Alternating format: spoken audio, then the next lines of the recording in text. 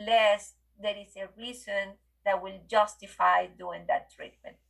Because then, to protect it from what, if you don't have indications of that, what is when I actually get very agitated about it. Let's put it that way. Okay, I guess my question was boiling down to space maintenance because I think about it in pediatrics when we talk about like permanent dentition coming through. Mhm. So I guess I was just putting into like adult dentition and future pros patients. But if they have the symptoms and the diagnosis, I will have no problem. If you are only doing it for a space maintenance, so you don't have to come to TMD clinic, you can work with your pros faculty, who is going to make you elaborate an appliance to as a space maintainer. You know what I mean? But it's not a TMD indication, or it's not done in a TMD clinic, because what is the TMD or the parafunctional that we are going to be treating with? Doesn't make sense. No, you're right. I mean, a lot of appliances are done in ortho for orthodontic reasons with partial coverage because they want to move teeth. Well, that's ortho. Then you do it in ortho and you are supervised, or you control the movement because that is the goal. But within the umbrella of TMD, that is not our goal. Okay, So thanks. one thing to be aware of is there are two codes for a hard appliance here at the school. One is a therapeutic hard appliance, and one is a non-therapeutic hard appliance. PROS uses non-therapeutic hard appliances for various conditions such as you're talking about, okay? I don't know how an insurance company pays for something that's non-therapeutic, but that's not my problem. But it is recognized that there are prosthodontic indications for these that have nothing to do with TMD. Okay, thank you. Yeah, it must have been merging concepts, but the scope of like this course is with TMD symptoms and treatment. Yeah. Yes. Excellent summary, Brian. Are there more things in the chat? No. Doctor, I have a question. Sure. So in some sports, wearing these mouth guards are kind of necessary to prevent the injury. I was wondering if there is any long-term side effect on the occlusion of these people. So again, it's a limited period of time. So if you're doing this for a limited period of time, it's fine. And in fact, having the mouth guard in while you're playing that sport, be it hockey, be it football, be it, anything where you're liable to get an elbow and lose your teeth, the consequences of or the potential risks of losing a tooth because you weren't wearing a mouth guard far outweigh any very small risk that you might have in a change of occlusion. We see a change of occlusion when people are wearing these appliances for long periods of time. We don't see it in a short period of time. That's why you can make a repositioning splint for a temporary short period of time. But a lot of our patients are chronic pain patients, and they want, if this thing that you made them is helping their symptoms, they will want to wear it long term. And that's where you have to be more careful with it. But really, it is a timing, it is related to the timing issue, how long they're wearing whatever it is they're wearing. Okay, so I have Melissa. She's a 23-year-old music major. She plays violin. She reports to our clinic for a second opinion regarding TMD treatment. She was diagnosed with TMJ. Whoops, did it go forward? She was diagnosed with TMJ problems from a local dentist whose practice is limited to providing TMD treatment.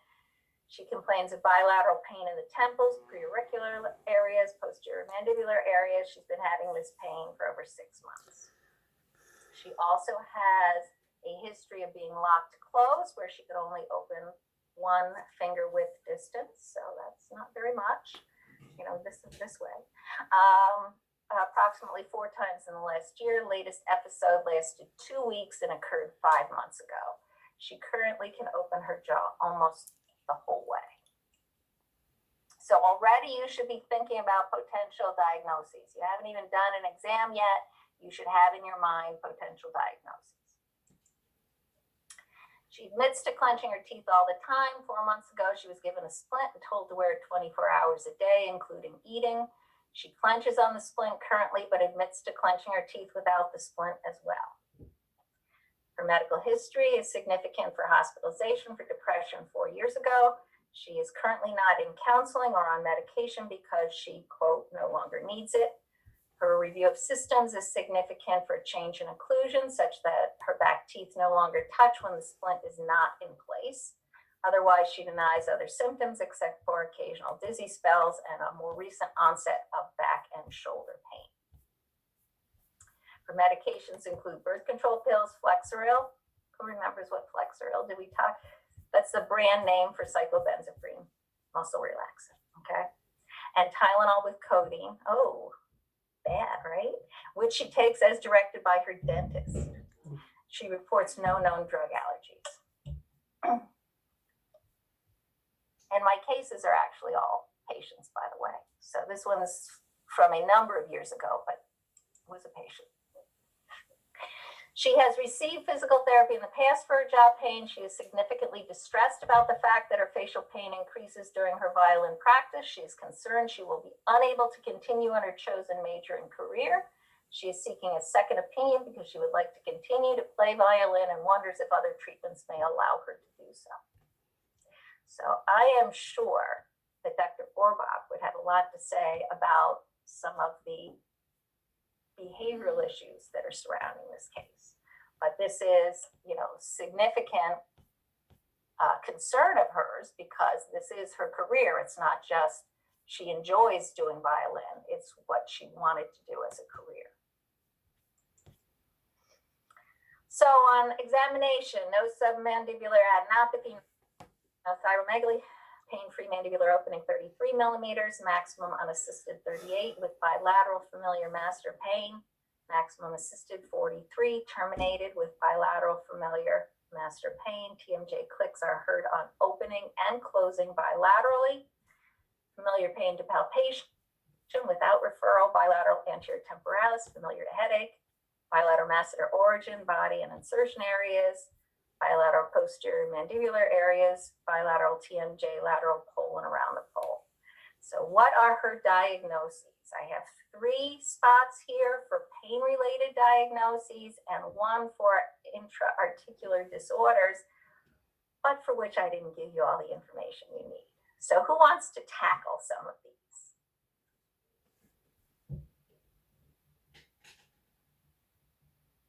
If you answer first, you got the easy ones. Oh, I might ask Dr. Gonzalez to call on people. The clicking could indicate arthralgia. Arthralgia is one of the pain-related diagnoses, but not because of the clicking. What gives you the arthralgia diagnosis? So remember, arthralgia is just joint pain. Clicking is just noise, okay? So you want to separate those two. So joint pain. Can I help them to summarize? So when you go through this diagnosis, remember, based on the DCTMD, we are going to first think about the pain-related diagnosis and then put aside for a moment the intra-articular diagnosis. The first question is about pain-related diagnosis. So what do you need for pain? So how many are they? You have myalgia, myofascial pain with referral, arthralgia, and you have a headache attributed to TMD. For the first 3, myalgia, arthralgia, myofascial pain with referral, you must have a history of pain, and that history of pain within the last 30 days have to be modified by functional or parafunction. And then during your clinical examination, you confirm the localization of the pain. you must then replicate the pain, which is the concept of familiar pain, during a provocation test, which are range of motion and muscle or joint palpation. So that's your summary for those first three. The headache attributed to TMD, you have to have one of the previous three present, and in addition, a history of headache that is modified by function and parafunction as well. And then when you are doing your range of motion or clinical palpation, you are going to be getting a familiar headache, which is the replication of the headache, which is going to be limited to the temporalis muscle. So based in that summary, forget the intra-articular for a minute, which painful conditions does you have to think, does the patient complain of pain? Yes or no? Is this pain modified by function and parafunction? Yes or no? Was the examiner able to replicate the localization of the pain? Yes or no? Was the examiner able to obtain familiar pain and familiar headache? Yes or no? So that's the thinking process that you want to have for your painful conditions. So anybody wants answer the first question? Do you have history of pain? Brian. I will try and go for it. Oh, Morgan, thank you. I Hi, couldn't say thank you in the text because I wasn't fast enough to say you're that. good. So So we have bilateral pain with palpation on the lateral pole and around the pole. So I think that would give us our arthralgia diagnosis. And then we have bilateral, right, Morgan? So bilateral because arthralgia. remember, in the joints you have to be specific. So you have bilateral arthralgia. Right. And then we have bilateral pain with palpation in the masseter region and the body, and we have it in the temporalis. So that would give us myositis with referral. No myositis, because remember, myositis is inflammation in the muscle, right? Oh, right. So, right. but that will Myalgia. be myalgia. Myalgia. Okay. Myalgia with referral. And No, then, where is the referral? No referral. oh, it's not referral to the temporalis. Okay, my mistake. So No, it's but just that's myalgia. it's good try. It's myalgia, and you may have one more since Dr. Crow have A, B, and C. Oh, no referral. I saw. My mistake. And then the C would be headache attributed to TMD. Because you replicated a headache. Excellent. So remember, in your joint, you have to say if it's right, left, or bilateral, right? When it's myalgia, myofascial pain, or headache, you don't have to specify right or left. Very good. You did excellent. For our intra-articular disorders, what else would we need? I think we would need Damn, he's imaging. going for the whole lot. Maybe. Why? Yeah, Everything is possible as you can justify it. he's really going for it all. Damn. I think we would need imaging because. Before you go there, Morgan, so let's do the same thing you did with the pain. What do you need in this algorithm that we gave you for getting to an intra-articular condition? So you need by history a complaint or a self-report of joint sounds. Right. Mhm. So we have the clicks. That Yep. could be. And then by clinical examination, the examiner should have a combination of either two vertical clicks, open and close, Oh shit. or one vertical and one horizontal, meaning open or close, This and is so- during the lateral and protrusive movements. Do you have that? We don't have enough clicks. We only have like the reports of clicks. Oh, our opening and closing bilaterally. So I guess that's opening and closing bilaterally is two vertical. So Yeah, that's correct.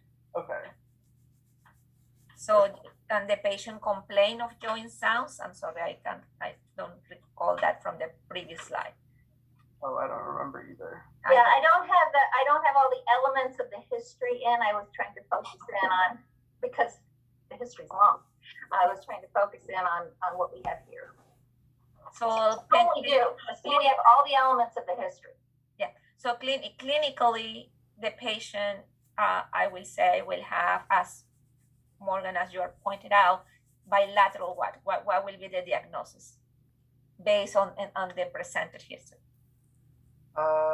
Based on the presented history. Based on what you can see right here, what will be your? There are 4 types of disc displacements. Disc displacements with reduction, disc displacement with reduction with intermittent locking, disc displacements without reduction with limited opening, and disc displacement without reduction without limited opening.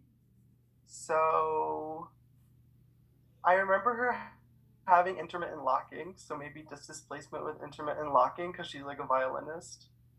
Disc displacement with reduction with intermittent locking. With reduction with intermittent locking. There you go. But it has nothing to do right with there. being a violinist, okay? I don't remember the history of locking, Dr. Crow. Was it history of locking? It was history of locking, although she currently feels she isn't locked. Okay. So, one of the things, this is one of those things where, depending on the information I give you, can depend on what you elect to do. And I didn't have all the elements of the history for you to completely know for sure what was going on in this case. Okay. So she definitely has pain-free mandibular opening that's limited, right? Does she have limited opening and maximum unassisted? Yes. I want to say yes. It's still under 45, unless I'm getting 40 is your magic cutoff. 40. Remember 40. So yeah, just minor, I guess, in unassisted. Well, Still significant. what didn't I give you too with this maximum unassisted, if you want to talk about whether it's limited or not? I'm not sure. Look at Dr. Gonzalez. Oh, overlap and overjet, maybe? The overbite, yeah. Oh, overbite, okay. So I didn't give you that, but I that's information that you would need if this was disc displacement without reduction to define whether or not it was with limited or without. But disc displacement with reduction with intermittent blocking doesn't need that information. So it is it depends on what I had put in that history for you. Okay. So that's good. Awesome, thanks. So her splint covers the mandibular teeth fully. The occlusion is on the premolar molar regions with a 1 millimeter open occlusion in the anterior. When the splint's removed, she has severe pain in the left TMJ on attempting full closure of her jaw. Her occlusion is 1 millimeter open in the posterior bilaterally with the splint not in place. So what's your best guess of the type of appliance this is?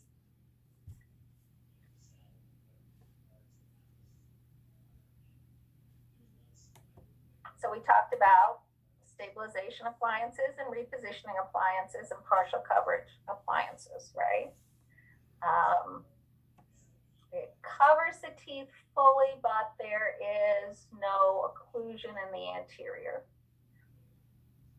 So it functions a bit like a partial coverage, but do you think it's a stabilization or a repositioning, I guess, would be big. We'll do A or B.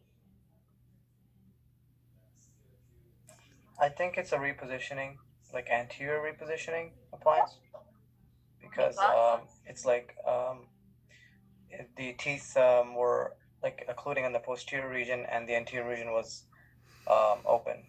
So I guess the function was to reposition the mandible anteriorly. Yes. Or sorry, the condyle anteriorly. The other thing said is when the appliance is out, their posterior teeth are not touching. So the patient is having a bilateral posterior open bite upon taking the appliance out. So similar to what I showed you on some real patients, okay? Right. And just think in your mind, if you're making a stabilization appliance, it's to keep things stable. So you shouldn't have any changes like this in a stabilization appliance. That's why I like that name. Later that month, you receive a call from Melissa stating her jaw has locked closed and she's in severe pain. She comes to your office. Her opening is limited to 6 millimeters with intense pain in the left TMJ. Do you expect to hear any joint sounds at this appointment? Maybe Morgan wants to take it again. I would not expect to see joint sounds because she can't open her mouth and the joint isn't reducing. That's perfect. All right. She's not opening enough to translate, so you wouldn't expect to hear any joint sounds. So that's good. And what will you do now?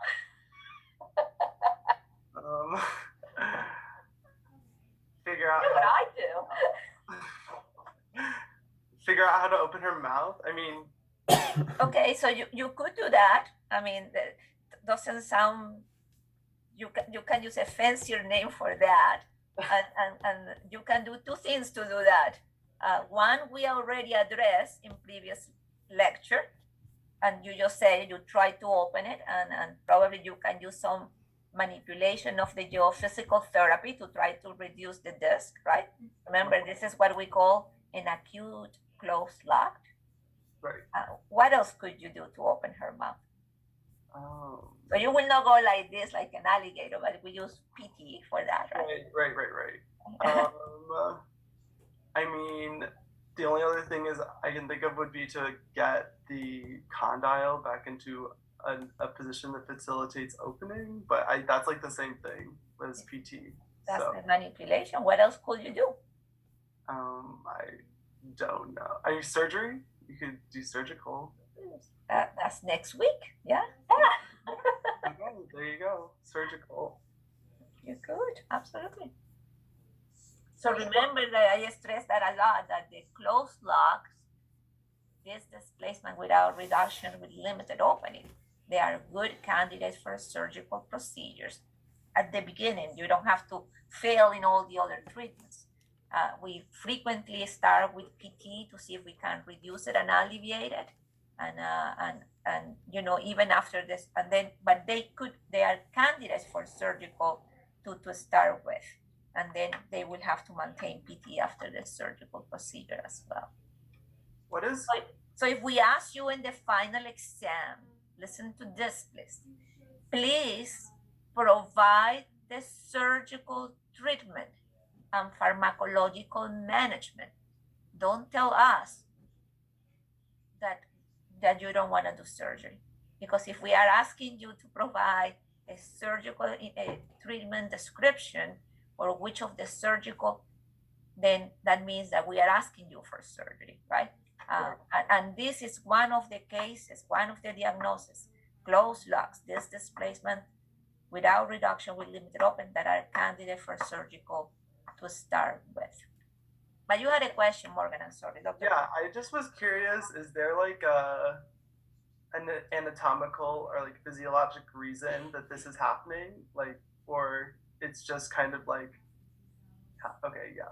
Yeah, so the idea is, again, with our condyle and anterior displaced disc, you already gave me a diagnosis that we already have the diagnosis that it's anterior displaced disc with reduction. So she's popping on the disc, translating, popping off the disc, right? So all of a sudden she wakes up and she can't, and she's stuck. I mean, that's they can't translate at all, and you end up getting inflammation in the area. You get a lot of pain with the area. They try to move, and it's incredibly painful. So when I said previously, I know what I would do with this case, it happens to be because in this case, and there's no, what I would do isn't the right answer. It's a right answer, okay? It's not the right answer. I would call my favorite oral surgeon and ask them to see her on an emergency basis. I would do a minimally invasive, I would ask for a minimally invasive surgical procedure, which you'll learn about next week. Because if she's in that much pain to open, and it's only 6 millimeters, I'm going to have a really hard time manipulating her. Right. Yeah. You know, it's really difficult. Now, some of my colleagues who like to do this might consider doing a local anesthetic to the joint and then manipulating. Okay? Because that may help with the pain. But because I happen to have someone I'm close to who's a neurosurgeon who can do Right. this and will do it for me immediately, that's what I would do. But that's, you know, the circumstances I'm in. If you're a practitioner in a rural environment, then, you know, I might consider doing local anesthetic and trying to manipulate. It depends on what you have available to help your patient. Dr. Crow, I actually have 2 questions to clarify as well, because, you know, similar cases could be in the examinations, and people, although this particular class will have multiple choice to answer to the treatment combinations, right? But in the past, people have suggested to do a reposition appliance for this patient. And my question is, how can you take an impression in somebody who can open only 6 millimeters? You know, and people get, oh, well, but you said in class that you could recapture the disc with an anterior reposition appliance. But you cannot take an impression, and she can only open 6. Even if she had a previous mouth guard, you cannot even add the acrylic to put it in the position you want. I mean, they cannot open. 6 millimeters is really tiny. It's a small space. And the other question that has come around in the past is the utilization, in this case, of medication to control the pain. And then the question is, what kind of med? Will you go into, she's already, now I don't know if that's the same case. I mean, will you consider a steroid, you know, like a Medrol pack for a week? Yeah, I gave it up. That will probably be my choice to try to take her out of that acute intense pain. Yeah, just to clarify. Yeah.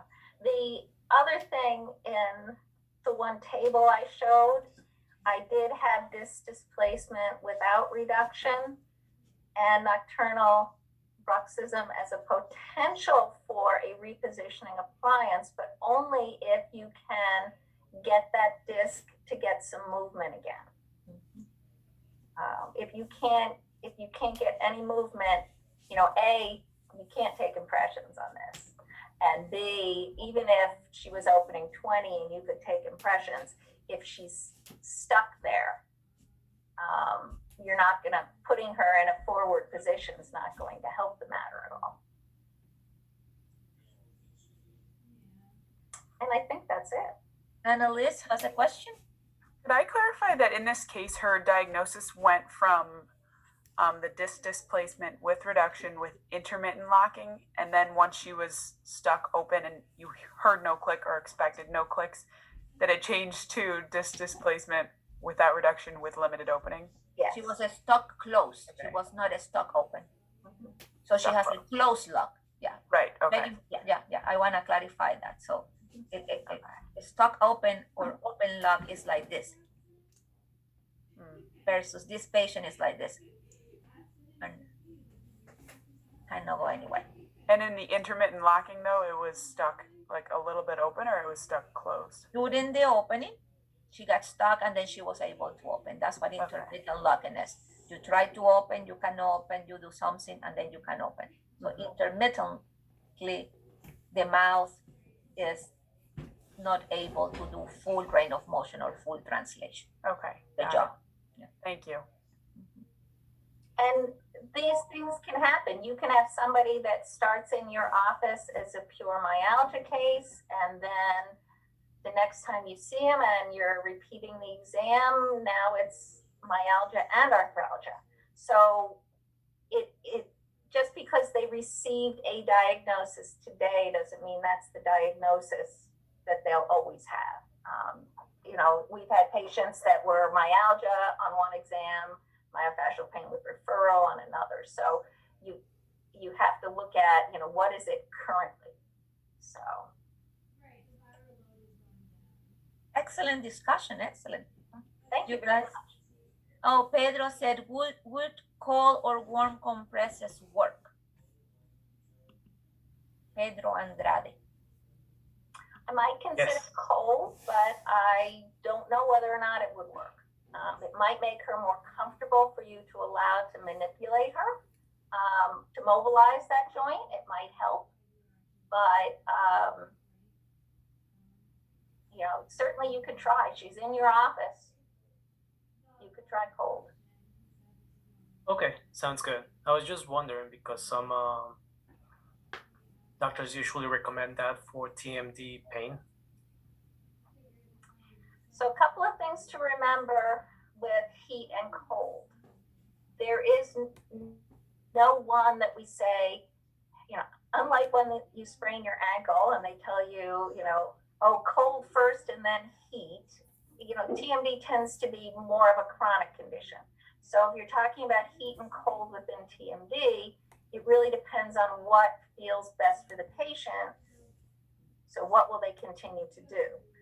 In a case here, though, you know, I would want to do cold here just because it's an acute thing, and I do believe inflammation is involved, which is why Dr. Gonzalez would consider a Medrol dose pack.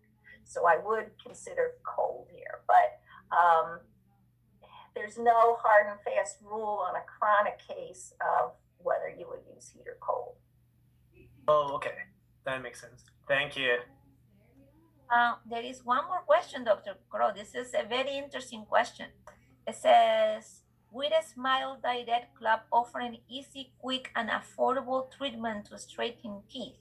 Have you had any patients come to you reporting posterior open bite, TMJ pain, and or occlusal issues, or will they only see the orthodontist? Fantastic question. So you got me all off on a different tangent with Smile Direct Clubs. Pretty soon we're going to have TMD Direct Club. We already have Sleep Apnea Direct Club for appliances. So I have not personally had anyone come who did their own appliance with Smile Direct. So I don't know. If they're coming in with a TMD complaint, I'm happy to see them. So I would see them and then probably refer them to ortho to be evaluated after we had their pain under control. That's kind of how I would proceed with that. You know, I because haven't had anybody from a Smile Direct Club either. so you know, it's ortho will often send people to us if somebody develops a TMD problem or has one before they start ortho, and we work with them all the time. So it's generally, we try to help with the pain. They do their job of straightening the teeth.